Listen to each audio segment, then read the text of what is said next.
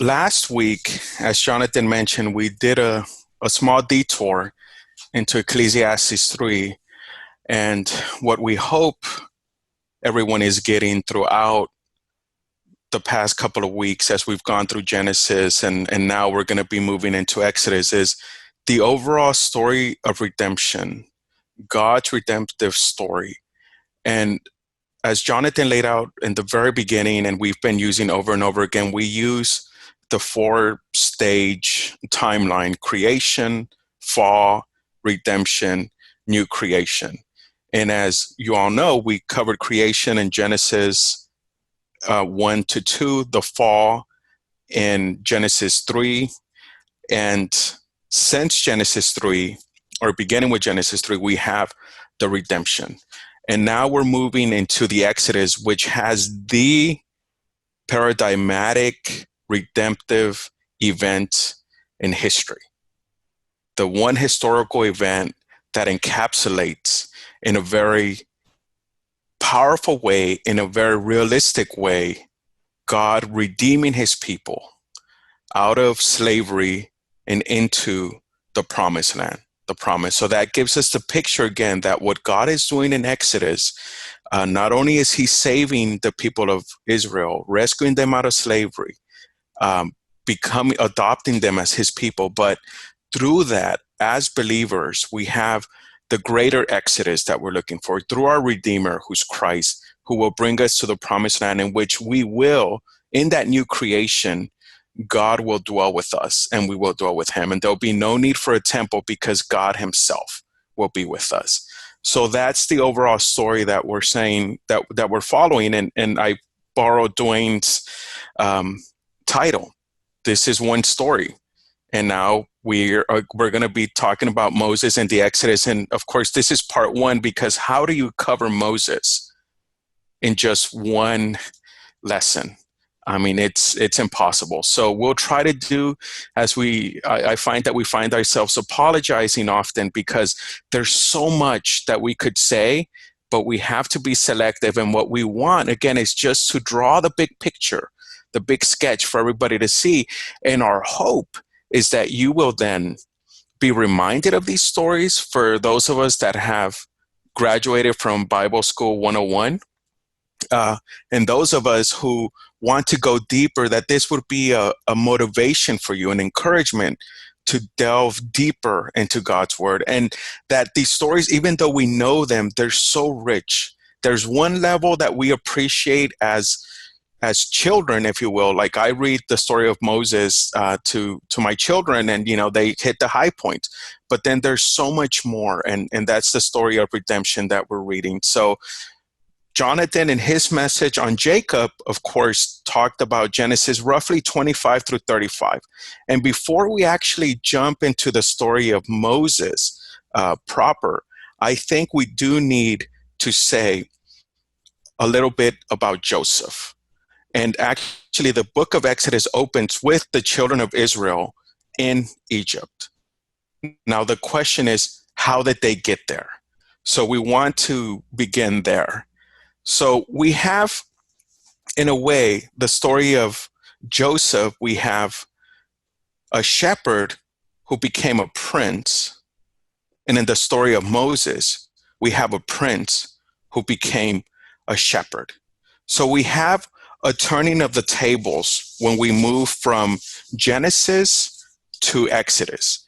In Genesis, in the end, we have the people of Israel living in a state of prosperity. However, when the book of Exodus opens, we have the people of Israel living in a state of adversity, of slavery. So there's a lot of things that happen between the end of Genesis and the beginning of Exodus, which some commentaries say it's roughly a 400-year period between those. So we start quickly with the story of Joseph, who is the son of Jacob. We know the story of Joseph. He's betrayed by his brothers. He's sold into slavery. We have the story, of course, of the many-colored coat, Jacob's favorite. His brothers hate him. He's betrayed. So he's the victim of the jealousy and treachery of his brothers. And the story of Joseph pretty much makes up the latter half of the book of Genesis, starting roughly from Genesis 37 through Genesis 50. So we move from Abraham to Isaac, Jacob, and then we end with Joseph. So we have Joseph, who's hated by his brothers. He's victimized. He's sold into slavery, thrown into the pit, sold into slavery. He goes down to Egypt, where the commander of the Pharaoh's guard makes him his servant. Now we have the famous story of Potiphar's wife, who falsely accuses him of trying to rape her. And of course, there's specifics there about how realistic it was, but we know that it was a false accusation. And Joseph, of course, says, how can I do this? The famous line where she tells him, come lie with me. And he runs from her. And she falsely accuses him because he says, how could I commit this great sin against God? Not only against Potiphar, who he says has entrusted me with all of his household, but against God. So we see that he's falsely accused, and he spends years in prison, languishing in prison, of course. He's utterly alone, and he's in a foreign land. He's down in Egypt. But God intervenes. Throughout all of Joseph's time in prison, God intervenes. Even in prison, he becomes successful. Even in prison, God is with him, and people can tell that there's something about him, and it is God's presence that's on him. So God intervenes. He elevates him up to the position of the prime minister of Egypt.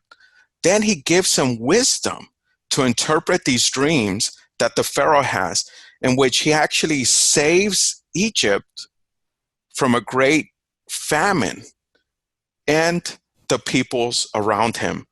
And those people that come down to Egypt are his brothers.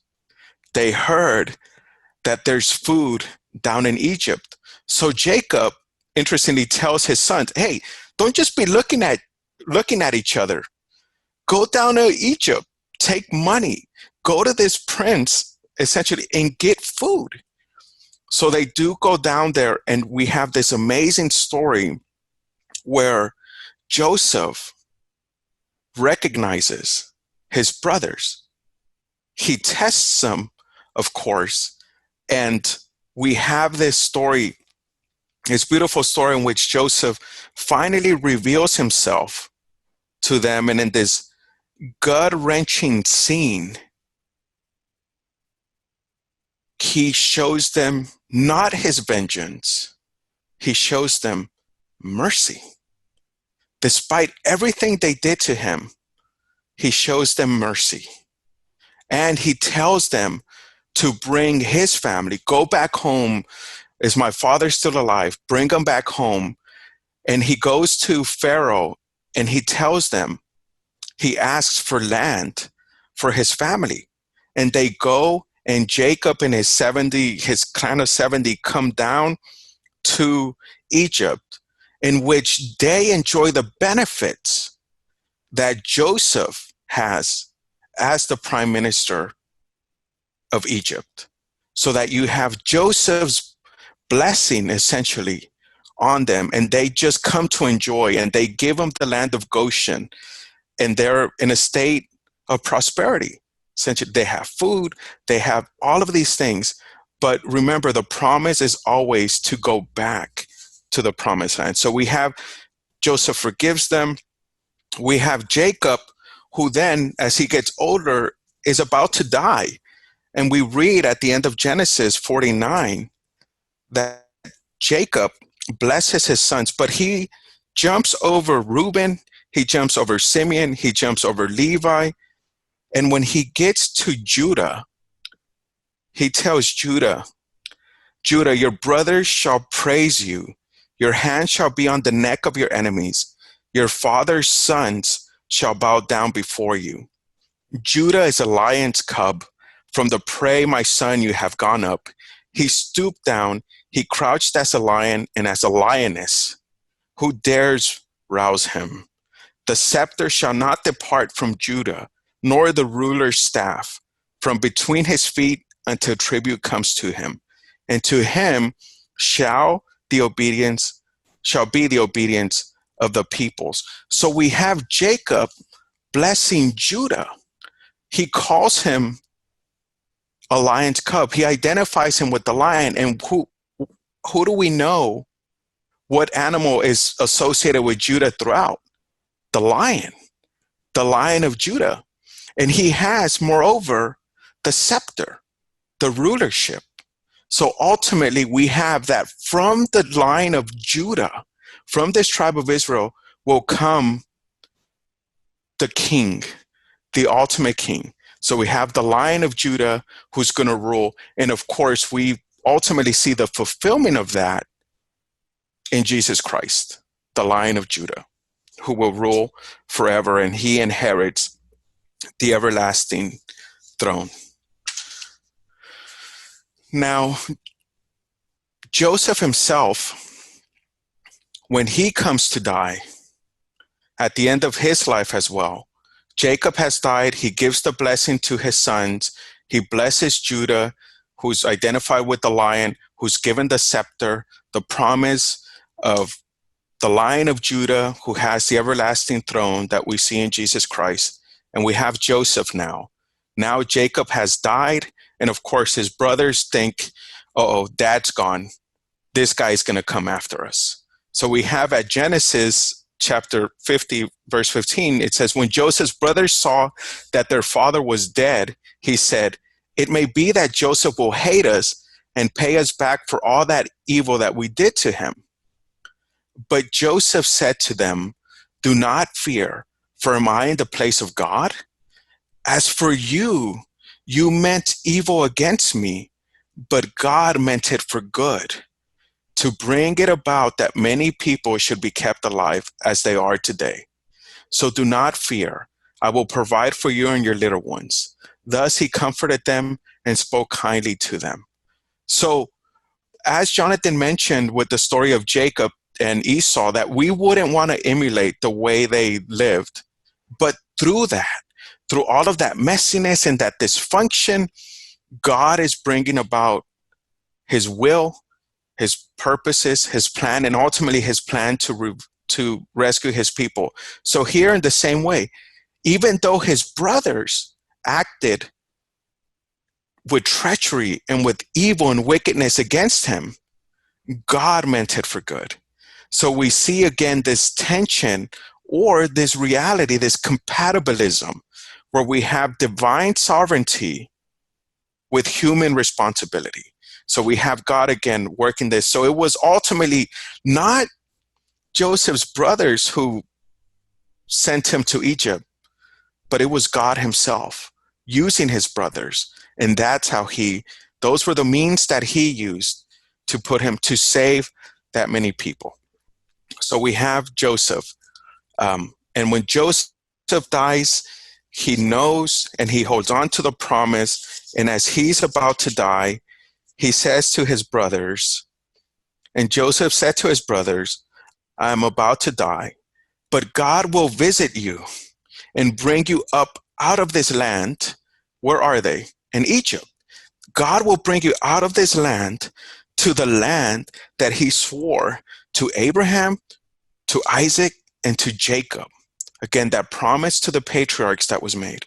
Then Joseph made the sons of Israel swear, saying, God will surely visit you, and you shall carry up my bones from here. So Joseph already is speaking to their deliverance from Egypt. They're leaving Egypt to the promised land, the land that God swore to Abraham. And again, he uses means to accomplish all of these things. So as we move from Joseph, we move essentially from Genesis to Moses, the beginning of Exodus.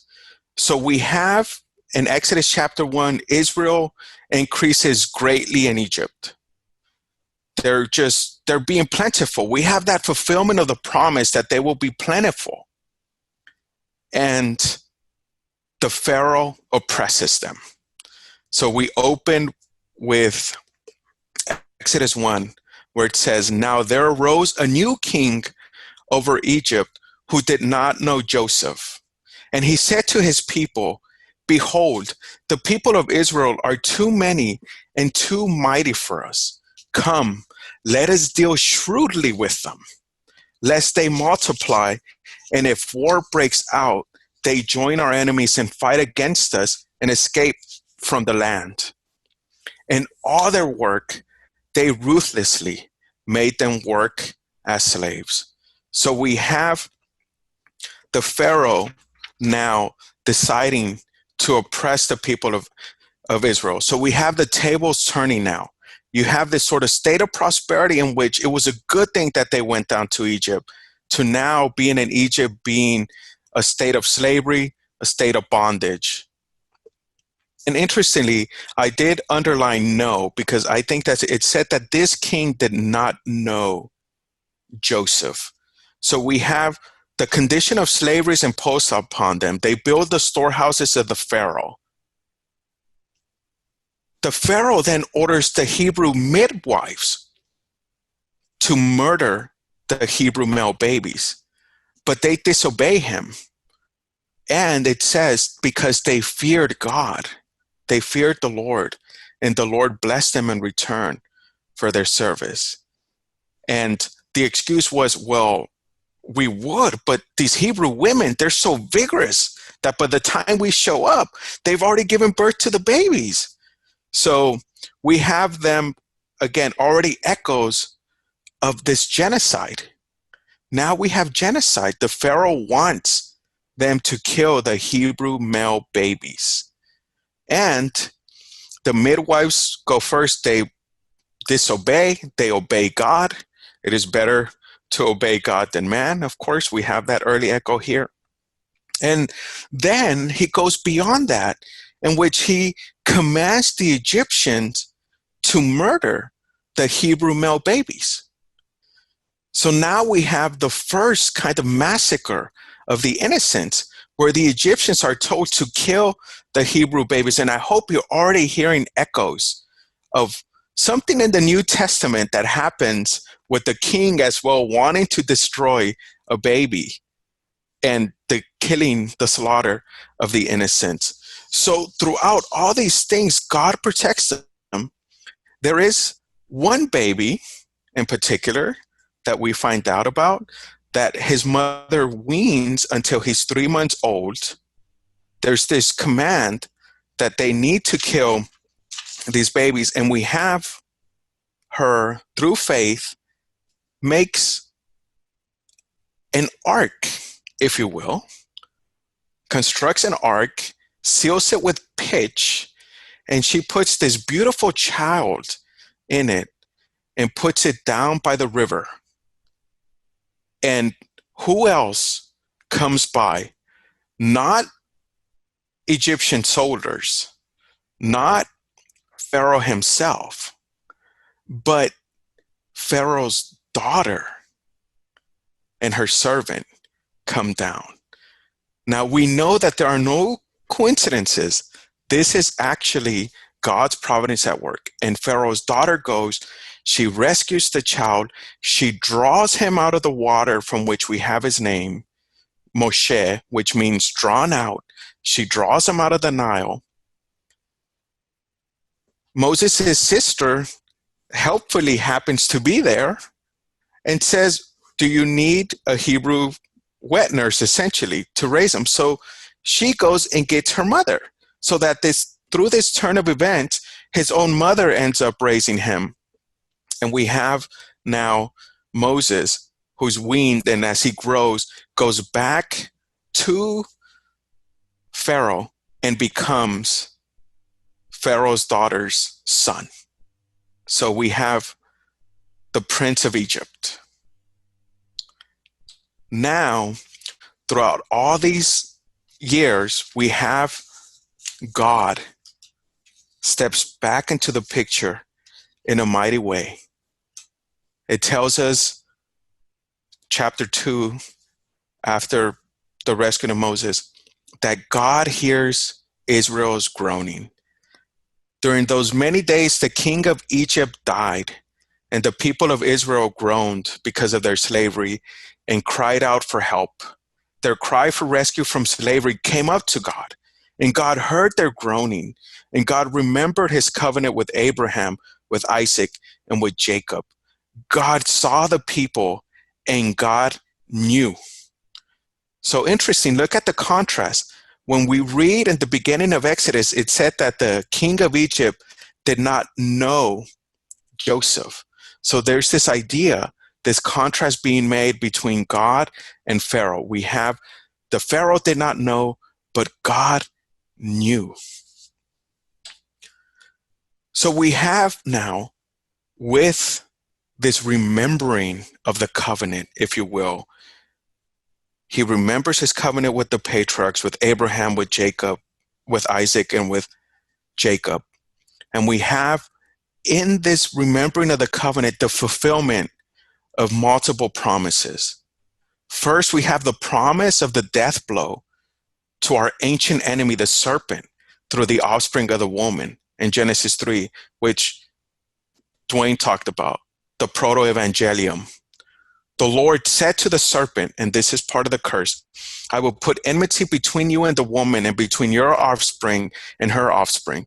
He shall bruise your head, and you shall bruise his heel. We also have the promise to Abraham of an offspring through whom all the families of the earth will be blessed. And we read in Genesis 12. Now the Lord said to Abram, go from your country and your kindred and your father's house to the land that I will show you, and I will make of you a great nation, and I will bless you and make your name great, so that you will be a blessing. I will bless those who bless you, and him who dishonors you I will curse, and in you all the families of the earth shall be blessed. And even though I'm not going to go into it, in Genesis 12, the remainder of that chapter, we have an Exodus story with Abram and Sarai, who actually go down to Egypt because of a famine. And that's the famous story in which Abram tells Sarai, be my sister. Don't tell them you're my wife. They're going to kill me. So we already have this echoes there in Genesis 12. And thirdly, we have the promise that Abraham's offspring will be in captivity for a time, but will return to the promised land. And we read this in Genesis 15. Then the Lord said to Abram, know for certain that your offspring will be sojourners in a land that is not theirs, and will be servants there, and they will be afflicted for 400 years. But I will bring judgment on the nation that they serve, and afterward they shall come out with great possessions, and they shall come back here in the fourth generation. So we already have there the promise that his people would be afflicted in a land, in a nation that's not their nation, a land that's not their land, in Egypt, but that he will judge that nation and pull them out of that nation with great possessions and bring them back to the promised land. So now we have all of the background with Moses. So now we have Moses grown up. We have Moses who tried in his own power to rescue his people, the Hebrews. We know the story. He sees an Egyptian taskmaster mercilessly beating a Hebrew slave. He intervenes. He strikes down the Egyptian and rescues, if you will, his Hebrew brother. But his crime gets found out and he flees. He flees Egypt because Pharaoh wants his life now. So he runs, he goes to Midian, he marries Zipporah, and now he went from being a prince of Egypt to a shepherd in the wilderness. So again, we have this reversal from a prince to the shepherd. Whereas with Joseph, we had the shepherd to the prince, we have the opposite here. So now Moses, we come to chapter 3. Now Moses was keeping the flock of his father-in-law Jethro, the priest of Midian, and he led his flock to the west side of the wilderness and came to Horeb, the mountain of God. And the angel of the Lord appeared to him in a flame of fire out of the midst of a bush.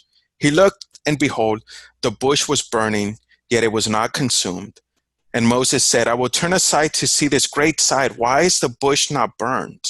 When the Lord saw that he turned aside to see, God called out to him out of the bush, Moses, Moses. And he said, Here I am. Then he said, Do not come near. Take your sandals off of your feet, for the place on which you are standing is holy ground. And he said, I am the God of your father, the God of Abraham, the God of Isaac, and the God of Jacob. And Moses hid his face, for he was afraid to look at God. Now, what's amazing about the burning bush is not that it was burning, because bushes burn in the desert. What's amazing is that it was not consumed. We have fire, which is associated with God's holiness, his purity in the Old Testament.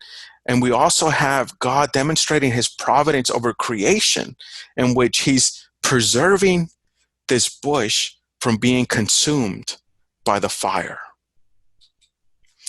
Then the Lord said, I have surely seen the affliction of my people who are in Egypt and have heard their cry because of their taskmasters. I know their sufferings, and I have come down to deliver them out of the hand of the Egyptians and to bring them up out of that land to a good and broad land, a land flowing with milk and honey. And now behold, the cry of the people of Israel has come to me, and I have also seen the oppression with which the Egyptians oppressed them. Come, I will send you to Pharaoh that you may bring my people, the children of Israel, out of Egypt. But Moses said to God, who am I that I should go to Pharaoh and bring the children of Israel out of Egypt? Remember, he tried to already rescue the Hebrews and he failed. But God said, I will be with you. He makes all of the difference. God is with him now. And this shall be the sign for you that I have sent you. When you have brought the people out of Egypt, you shall serve God on this mountain. Then Moses said to God, if I come to the people of Israel and say to them, the God of your fathers has sent me to you, and they ask me, what is his name? What shall I say to them? God said to Moses, I am who I am. And he said, say this to the people of Israel, I am has sent me to you. God also said to Moses, say this to the people of Israel, the Lord, the God of your fathers, the God of Abraham, Isaac, and Jacob has sent me to you. This is my name forever, and thus I am to be remembered throughout all the generations. I have observed you, skipping down what has been done to you in Egypt, and I promise that I will bring you up out of the affliction of Egypt to a land flowing with milk and honey. So we have the great revelation of God, his name. I am who I am. He is without comparison. You cannot compare God to anything or anyone greater than himself. He can only be compared to himself. He's self-existent, he's self-sufficient, he's self-being. He is what is. They will listen to your voice. It's let us go into the wilderness and to the wilderness that we may sacrifice to the Lord our God. He says, that's what you're going to say to Pharaoh. But I know, he says, God knows that the king of Egypt will not let you go unless compelled by a mighty hand. So I will stretch out my hand and strike Egypt with all the wonders that I will do in it. After that, he will let you go. And I will give this people favor in the sight of the Egyptians. And when you go, you shall not go empty. But each woman should ask of her neighbor, and any woman who lives in her house, for silver and gold jewelry and for clothing. You shall put them on your sons and your daughters. So you shall plunder the Egyptians. So again, we have this fulfillment of the promise to Abraham that he would rescue his people out of these 400 years of servitude, of slavery, and that they would leave with great possessions. And we have here essentially Moses being the vehicle that God is going to use, the deliverer. But ultimately, who's the one that's going to deliver them? God. So we have this amazing showdown between God, who is the sovereign of the universe, and Pharaoh, who's the sovereign of the world. Remember, Egypt is the greatest power in this world. They rule, and we know that the Egyptians believed that their pharaohs were essentially gods in the flesh. So we have the true God versus a false God. We have this judgment not only on Pharaoh, but on the gods of Egypt. We have the Nile that was worshipped by the people by the Egyptians. So God turns it into blood. We have the Pharaoh at the end who was worshipped as a god. God kills him and his firstborn. So we had, again, through judgment, we have the salvation of the Egyptians. So Moses, again, just to bring to a close today's lesson with Moses, he's probably the most significant figure in Old Testament history.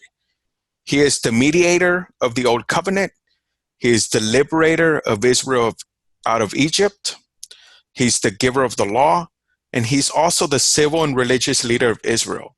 And when it comes to his death, we read at the end of Deuteronomy, and there has not arisen a prophet since in Israel like Moses, whom the Lord knew face to face, none like him, for all of the signs and the wonders that the Lord sent him to do in the land of Egypt, to Pharaoh and to all his servants and to all his land, and for all the mighty power and all the great deeds of terror that Moses did in the sight of all of Israel. Moses foreshadows the person and work of Christ. No other period in history saw so many miracles as the time of the Exodus than the ministry of Jesus Christ. You had multiple manifestations of God's glory and his power in the world. So just in Exodus, we have, of course, the miracle of the burning bush, the rod becoming the snake, the leper's hand, the 10 plagues, the splitting of the Red Sea, water from the rock, all those miracles that are happening, such a powerful manifestation of God's power.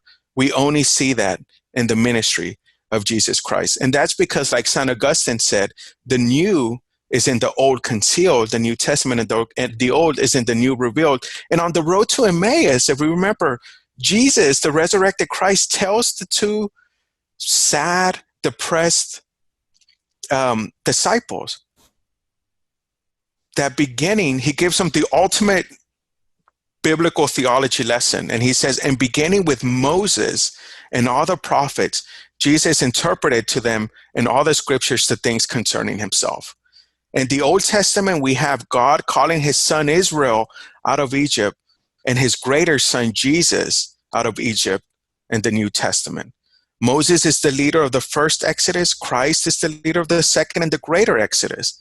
And Moses is the mediator of the first covenant, whereas Christ is the mediator of the second covenant.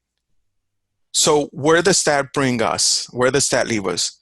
We know that God sees what his people are going through, and he hears and he cares for his people.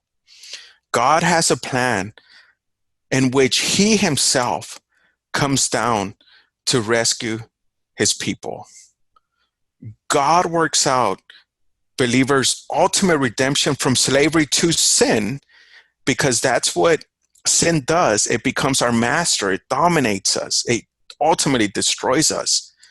Through Jesus, the one mediator between God and man. And also through the Exodus story, God shows that Jesus will return in glory and power to punish the wicked and save believers.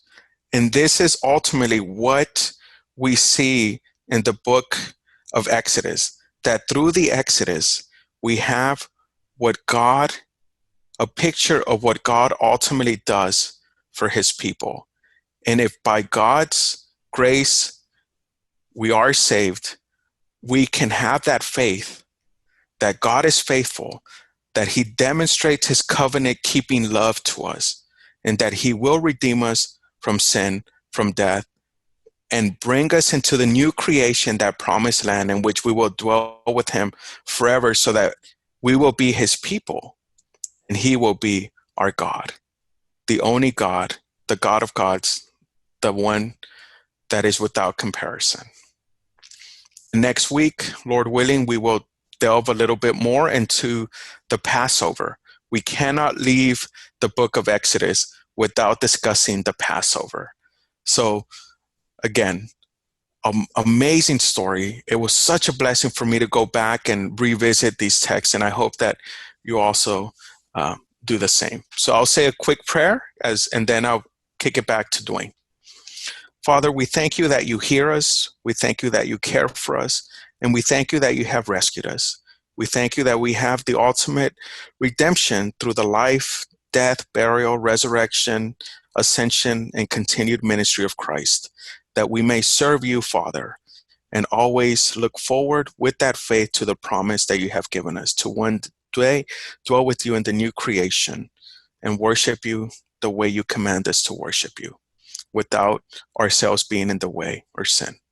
In Jesus' name, amen.